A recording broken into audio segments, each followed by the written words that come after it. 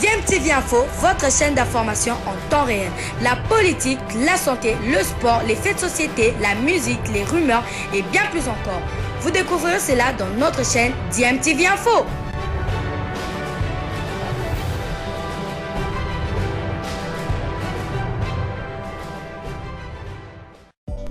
Vous êtes sur DMTV, bonjour ou bonsoir, tout dépend de l'heure à laquelle vous nous suivez. Tout plaisir est pour nous de vous retrouver, mais surtout de savoir que vous êtes nombreux en train de suivre votre chaîne YouTube DMTV. DMTV qui vous propose l'actualité, vous propose également des analyses et des réflexions sur des sujets d'actualité, sur des faits sociaux ou tout simplement sur des réalités que nous observons ici chez nous en République démocratique du Congo. L'actualité, c'est toujours et encore cette affaire qui oppose la FBF, Fédération béninoise de football, à la Fédération congolaise de football association auprès de la FIFA après le match de la 6e journée entre les léopards de la RDC et les écureuils. Problématique de 4 changements effectués par Hector Raoul Cooper en 4 temps pose problème. Si effectivement les experts s'accordent à dire qu'effectivement la République démocratique du Congo a enfreint la règle 3, la règle qui stipule à la suite en tout cas de cette pandémie à Covid-19 que les équipes ont la possibilité désormais d'effectuer 5 changements, mais cela en 4 opportunités, soit 4 temps et non en 3 opportunités et non 4 comme a eu à l'effectuer la République démocratique du Congo. Alors finalement, les Béninois et Congolais restent départagés quant à la sanction que l'équipe qui aura enfreint cette règle devra subir. Pour les Béninois, d'après leur plainte auprès de la FIFA, la RDC devra être purement et simplement disqualifiée sans préciser les articles qui précisent justement cette sanction-là. Alors, côté congolais, bien évidemment, on se défend et on garde sa sérénité, estimant en tout cas que une disqualification de la République démocratique du Congo ne serait pas possible. Et un ancien arbitre congolais nous donne ici plus de précision, article des règlements en tout cas à l'appui pour nous préciser si faute il y a, quelle serait la partie qui pourrait être sanctionnée. Est-ce l'équipe qui aura bénéficié de ces changements-là ou bien le corps arbitral? Écoutons cet ancien arbitre congolais qui nous donne un peu plus d'éléments. Par la suite, bien évidemment, vous allez suivre aussi Kabulo Mwana Kabulo qui revient aussi sur la manière dont les Béninois finalement se sont réveillés un tout petit peu en retard pour porter plainte instigée très certainement par certains médias, et nous allons bien évidemment en suivant Kabulo comprendre de qui il s'agit. Je rappelle que vous êtes en train de suivre DMTV. Si vous n'êtes pas encore abonné, n'hésitez pas, abonnez-vous, n'oubliez pas d'activer la cloche de notification. Suivons cela pendant une dizaine de minutes. Nous nous retrouvons tout de suite après pour la conclusion. Alors maintenant nous allons passer au deuxième litige qui concerne les changements de joueurs. Je demande au réalisateur de nous proposer les différents changements qui ont été effectués. Regardez. Qui a soulevé son ballon, Jodel Dessous, qui lui aussi joue en France à Clermont. Alors que Moutoussami, Guillaume va céder sa place. Je pense que c'est justifié. Très justifié parce que dans la configuration du jeu, on a besoin de joueurs qui peuvent conserver le ballon, jouer beaucoup plus donc agressivement et porter la balle vers l'avant. Je crois que KMB est dans cette bonne configuration. Voilà, Edo KMB, il a de la vitesse, il a de la jeunesse. C'est un jeune qui arrive, qui a joué à Kananga. Le plus important, a beaucoup travaillé, beaucoup s'est concentré, corrigé. Là, on sait qu'on s'est corrigé et surtout parler le même langage afin que la République puisse finir pour arriver à arracher cette sélection qu'on a compris derrière depuis plus de 4 décennies. Voilà, vous avez réclamé Cédric Bakambu. Il vient de rentrer. Dans cette configuration, Mouleka Jackson était mieux placé donc, pour entrer. Mouleka qui remplace Mbokani et Ben Malango a joué avec Mouleka qui est un peu son petit frère. Et au moment où Ben Malango partait en Afrique du Nord, c'est Mouleka qui l'a remplacé quasiment de l'attaque de l'équipe la plus performante de l'RDC. Oui, il y a un changement. Il a fait sa part, il a fait son match. Ouais, il a fait Il a rempli son contrat. Ouais, voilà. Alors là. Il a été rappelé, il a marqué 2 buts très déterminants contre la Tanzanie. Et ce but, je crois que Ben Malango restera toujours à jamais dans le mémoire des Congolais.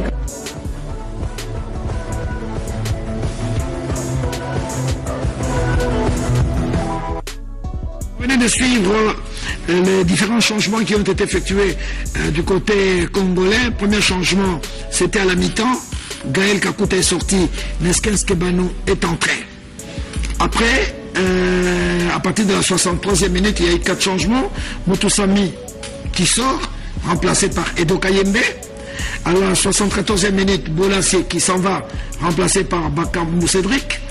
À la 84e minute, Mbokani, Dieu merci, touché, remplacé par Mouleka Jackson. Et enfin, Ben Malango à la 90e minute, remplacé par Kayamba Joël. Alors, on nous parle de 4 changements.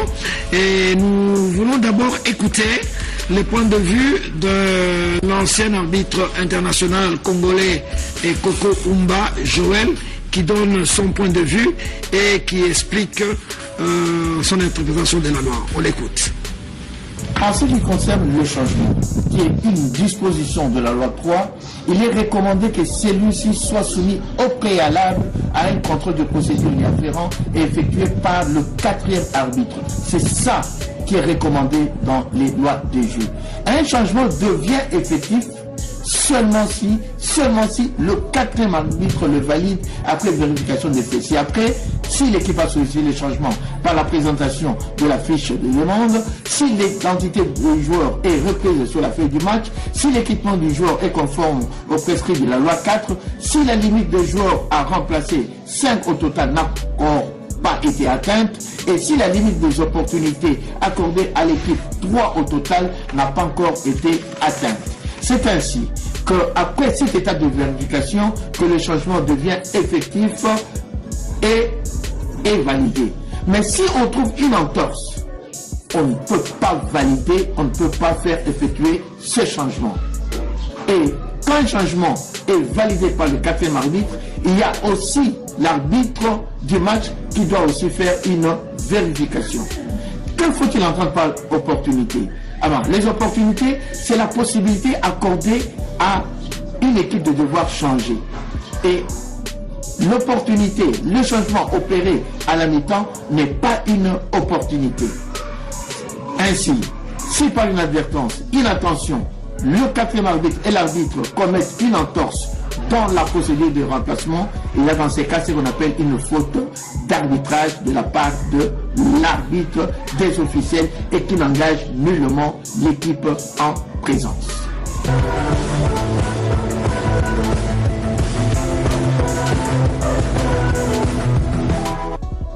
Voilà l'explication de notre compatriote Koko Umba.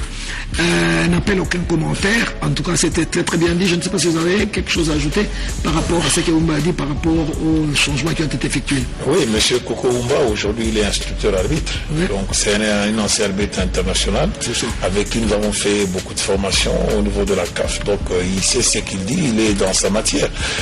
Sur ce point, quand on appelle opportunité, ce sont des circonstances qui peuvent contourner la loi. Vous avez senti Ben Malango a sollicité le changement parce qu'il n'en pouvait plus.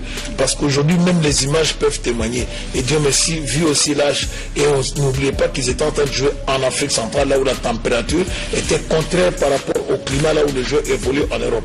Je crois que ce sont des facteurs sur le plan médical aujourd'hui, même si la médecine donnait tous ces arguments.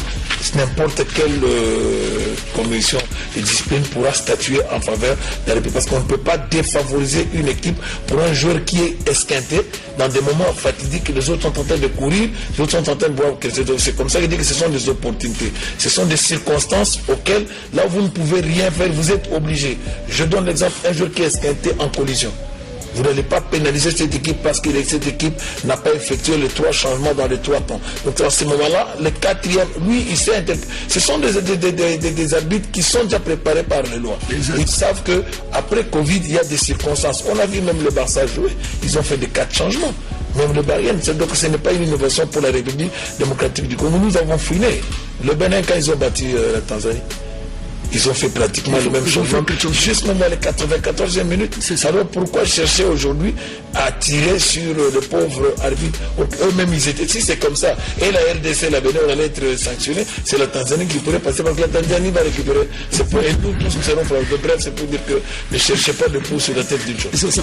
Oui, directeur, je voulais juste assurer ce que M. Guillaume a dit tantôt. En fait, l'analyse faite par M. Koko Oumba est claire. Il y a vraiment comme il n'y a pas à discuter là-dessus. Mais sauf que ce que nous pouvons demander à notre spectateur, c'est qu'il faut de temps en temps, comme vous l'avez fait, fouiller, chercher et faire des recherches au fait. Il faut savoir l'information, la vraie, comme le directeur l'a dit ici, il faut chercher à avoir l'information. L'arbitrage aujourd'hui n'est plus comme l'arbitrage d'antan. Aujourd'hui, vous avez la qualité qu'il a, le monsieur que vous avez placé comme arbitre. Et puis c'est un match organisé par la FIFA. Un match organisé par la FIFA, on sent plus que l'organisation vient de la FIFA et qu'il ne peut pas mettre un amateur ou bien un arbitre de bas niveau. C'est un match à beaucoup d'enjeux.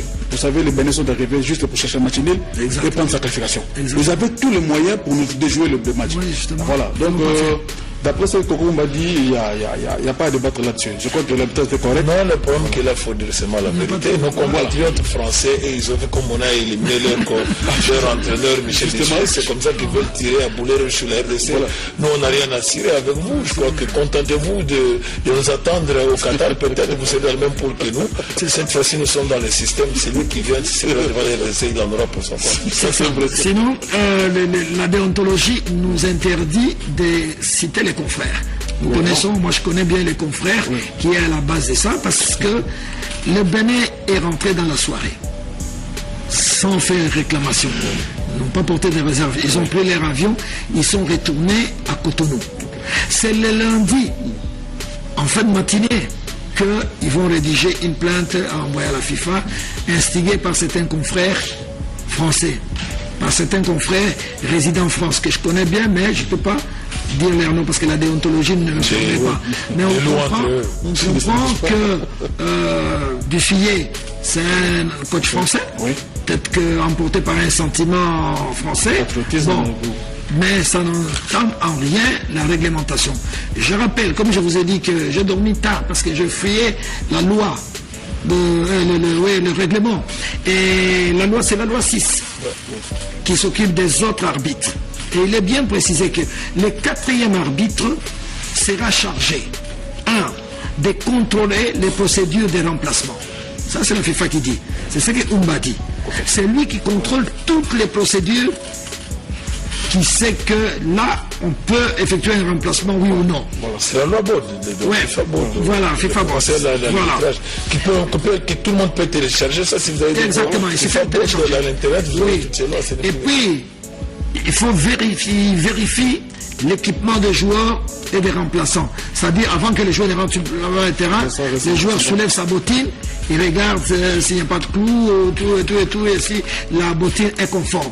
Et toutes ces formalités ont été remplies. Au stade, vous étiez avec moi, Guillaume. Donc, toutes ces formalités ont été remplies, et c'est comme ça que l'arbitre, le 4e arbitre, a autorisé. Et quand il autorise l'entrée, et cette autorisation est confirmée par les gestes de l'arbitre qui fait rentrer les joueurs concernés. N'est-ce pas? Et à ce moment-là, l'arbitre, toujours dans ce prérogatif, il contrôle le retour d'un joueur sur le terrain après un signal, et l'arbitre du match autorise. Donc nous avons essayé de vous donner tous ces éléments pour que vous puissiez vous tranquilliser, parce que je sais qu'il y a des Congolais qui ne dorment pas bien. Jusque cet après-midi, viens. Non, il n'y a pas de vieux, c'est les textes qui disent ça. Il est vrai que la FIFA a envoyé une note, une lettre à la FECOFA, a envoyé carrément la plainte du Bénin en demandant à la FECOFA si elle peut commenter la plainte de Béninois, si la fédération a des commentaires à faire. C'est là les arguments, je suppose que cela a été fait, parce que notre ami par rapport à ce point-là, il faut dire d'abord dans la forme. Dans la forme, oui. La plainte sera recevable mais non fondée. Pourquoi? Parce que selon la loi, les Béninois devaient formuler la plainte à la fin du match contresigné par l'arbitre, par le capitaine de la République démocratique du Congo. Vous êtes allé formuler votre recours en dehors. La FIFA va recevoir parce que vous avez écrit en bonne et due forme. C'est comme un étudiant qui a échoué, qui connaît qu'il a une cote en dessous de la moyenne. Il écrit un recours. Le bureau du jury va recevoir. Mais vont vous répondre, donc votre recours est recevable mais non fondé. Donc ça sera donc un recours recevable mais non fondé parce que vous avez fait votre recours en dehors, connaissant le normes. Parce que le secrétaire général de Bénin était ici, connaît la loi. Et c'est comme ça que je vous ai dit qu'ils sont partis dans la soirée. Quand ils sont partis, ils n'ont pas... Ils ne se sont pas adressés au commissaire du match, ils n'ont pas porté des réclamations, ils pouvaient aller jusqu'à 2 heures après match, mais ils ne l'ont pas fait, ils ont pris leur avion tranquillement, ils ont compris que le match était fini. Non, parce qu'ils ils ont été excités par certains confrères, etc., pour dire que non, vous dormez, les journalistes sont des fouineurs. Quelqu'un les a réveillés et dit non, profitez de ça. Bon, il les a mis sur une mauvaise piste. Bon, maintenant... La FIFA, quand même, pour respecter la procédure, a envoyé une lettre à la FECOFA pour dire commenter la plainte de Béninois. Il a donné le délai, je crois, jusqu'au 20. Et la FECOFA, je suis convaincu avec Citoyen belge, qui est un secrétaire général, qui est tout à fait un secrétaire général compétent. Il maîtrise bien, chevronné, outillé, expérimenté. Et c'est avec lui, d'ailleurs, qu'on a fait la première réaction de la RDC. Parce qu'on a dit non, il ne faut pas se taire. Dès lundi... Nous sommes allés, la RTNC est allée le rencontrer et on a analysé le match, on a envoyé les éléments à Paris et c'est passé dans des émissions parisiennes. C'était question d'équilibrer parce qu'il ne faut pas laisser le terrain vide. Laisser le terrain vide parce qu'ils allaient influencer négativement. Et puis là, je respecte donc Citoyen la Belge et le président Donatien Chimanga qui a autorisé cet entretien. Alors, le 23 novembre, je crois que c'est mercredi. Mercredi, jeudi. Le 23 novembre, c'est un mardi. Mardi. C'est un mardi parce que le 21 c'est voilà. dimanche. Donc mardi, le dossier sera vérifié et examiné par un membre. La FIFA est précise là-dessus. Un membre de la commission de discipline va statuer sur ces litiges conformément à l'article 14.9 du règlement de la Coupe du Monde et du code disciplinaire, article 46 et 54. Le juge unique va se baser sur tous les documents qui vont être en sa possession, les rapports du commissaire, les rapports de l'arbitre qui est un élément extrêmement important. Or, les rapports ont été corrects. Je ne vois pas par quel miracle on peut disqualifier la RDC. Je ne vois pas par quel miracle le résultat peut être annulé ou peut demander match à rejouer. Non, résultat annulé, non.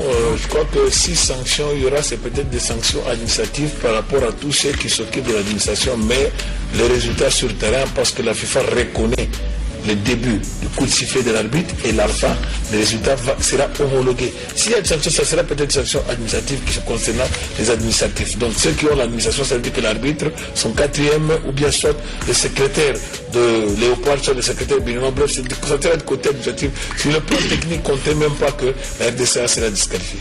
Alors, vous avez quelque chose à dire sur ce plan? Je disais que dans 48 heures, on va être fixé. Vous savez fixé. Je suis optimiste que ça ne va pas fuir sur les résultats du match. Non, moi également, je suis tranquille. Je tranquillise mes compatriotes. Tous les petits là, au bana, côté Kuna, bazolé là, au vieux, au bangate.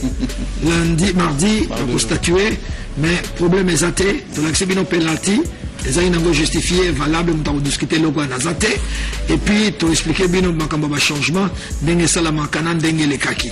Ce qui sanctions ezali au babengaka sanctions administratives, c'est-à-dire on peut à la rigueur sanctionner les 4e arbitre qui a autorisé que Moutouana Kota va changer. Mais Ben Malango Soka Bimaki, c'est parce qu'il a été touché. Voilà. Soit alors la RDC à la 90e minute allait terminer à 10. Soit par une opportunité que Claude Guillaume a expliqué ici, et cette opportunité a été exploitée pour compléter quand même l'équipe, quand bien même on jouait la dernière minute. Voilà, nous sommes de retour. En tout cas, personnellement, j'ai aimé l'apport de cet ancien arbitre international congolais qui nous a donné en tout cas cet article qui parle spécifiquement justement de la responsabilité du corps arbitral et spécifiquement du 4e arbitre, notamment en ce qui concerne les changements, parce qu'aucun changement ne s'effectue sans que cela ne puisse passer par le 4e arbitre qui vérifie la conformité justement de ce changement. S'il est vrai qu'il y a une jurisprudence en Europe avec la participation du club de Wolfsburg, je pense en Coupe de l'Allemagne, l'une des compétitions en Allemagne, et l'équipe de Wolfsburg qui a dépassé le nombre de changements exigés, 6 au lieu de 5, qui a été tout simplement disqualifié, je pense, par la Fédération allemande de football. Il y a une autre jurisprudence ici en Afrique, notamment avec la Guinée équatoriale et la Libye, qui s'étaient retrouvés dans la même situation que nous, et la Libye qui d'ailleurs avait émis sa réserve dans les délais, s'était vu débouté par la CAF. Et que dire du Bénin qui lui-même n'a pas respecté la procédure en émettant une réserve dans les 2 heures qui suivaient la fin de ce match. C'est le lendemain que le Bénin va se réveiller, bien évidemment après ce matraquage médiatique des médias français que Kaboul Kaboul s'est refusé en tout cas de citer pour une raison qu'on peut comprendre. Donc c'est dire que ce sont ces médias-là, proches certainement du technicien français qui est à la tête de ces écureuils du Bénin, Michel Dissouillet, qui ont voulu récupérer cette équipe du Bénin pour que leurs compatriotes puissent poursuivre cette compétition. On peut comprendre cela aussi, et c'est eux qui ont finalement instigé les Béninois à porter plainte, sachant même que ces derniers n'avaient pas respecté la procédure qui exigeait en tout cas de mettre la réserve au maximum dans les 2 heures qui y suivaient. Déjà de ce point de vue, peut-être sur le plan de la forme, les Béninois qui ont péché se verront peut-être tout simplement déboutés aussi par la FIFA. Mais à suivre aussi cet arbitre international congolais, au cas où même, si même par absurde la FIFA venait à donner raison au Bénin,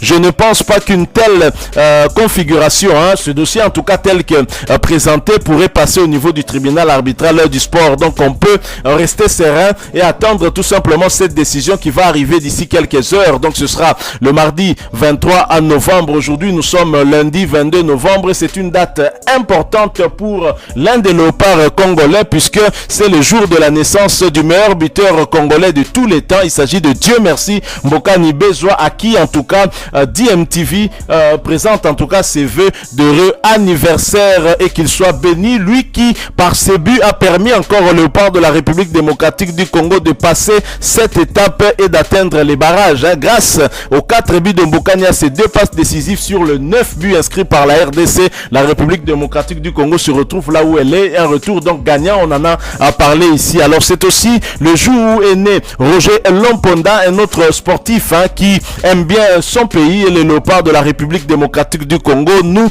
lui souhaitons un heureux anniversaire là où il est. Plein de bonnes choses à lui et à Dieu merci Mbokani et Bezwa. Merci à vous qui nous avez suivis, en espérant que ce sujet vous aura plu. Si c'est le cas, laissez-nous un maximum de j'aime, mais surtout partagez aussi avec nous votre point de vue en nous le laissant à travers un commentaire. Vous êtes nouveau ou ancien, que vous ne vous êtes pas encore abonné sur cette chaîne, n'hésitez pas s'il vous plaît, abonnez-vous et n'oubliez pas d'activer la petite cloche de notification en cliquant tout simplement sur celle que vous verrez apparaître dès que vous serez abonné, parce qu'elle va vous permettre de ne plus rien manquer des prochaines vidéos que nous allons vous proposer. Encore une fois, merci. Nous espérons vous retrouver bientôt avec un autre sujet d'actualité. En attendant, portez-vous bien et DMTV vous dit au revoir.